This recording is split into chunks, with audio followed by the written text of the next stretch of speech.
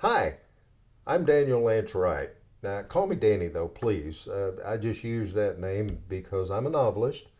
I like to write stories, and I'd really like it if you go searching for me and my novels, you can find it. So I use Daniel Lance Wright. That's my full birth name. My book manager, Tony Whitehead, dropped by and he said, "You know what? You really need to be reading some excerpts from these books that you're writing. Let folks know what you got out there, and maybe we can get some of these books sold." Well, that's what I want to do. So I went and put my good T-shirt on and came back out, and he set up the camera, and here we are. Today, what we're doing, we're talking about Phobia. Phobia is a suspense thriller, and it was actually released a couple of years ago, but it is a real good story about, yep, you got it, phobias. And I want to read an excerpt from it so you kind of get an idea of what the story is about, and hopefully we'll want to read the rest of it, find out what happens. So, here we go. Damn it, Nick, don't I matter? What I may think about it or have to say doesn't mean anything to you, does it?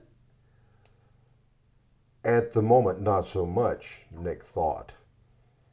He had many comebacks for that question. None flattered his wife, so he kept his mouth shut. Her anger baffled him. He then became aware of a lack of talk or movement in the studio and noticed people listening to this soap opera in the making. He stepped nearer Evie and wrapped an arm around her shoulder, pulling her close. She shrugged off the embrace, ducked from under his arm, and then backed away. "I just thought you wouldn't object to going on a cruise," he said softly. "It'd be fun. Just think about it, okay?"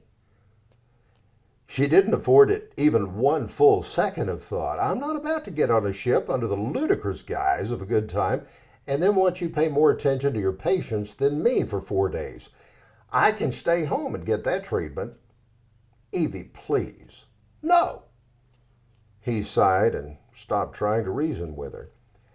Allie locked eyes with her stepmother and stepped between them, forcing Evie and Nick farther apart, making sure Evie was the one made to step back. The teenager stared her down as she commented to her father, "Dad, you've always been on the cutting edge. Before she died, Mom thought so too. I have the same faith in you. Don't let anything stop you." Her stare at Evie didn't waver. "Excuse me," she said venomously. "I didn't mean anything. I meant anyone." Evie threw up her hands and marched away. That's Phobia. And that is an excerpt from the book. It is a suspense thriller, and once you get into it, you won't be able to put it down, I promise.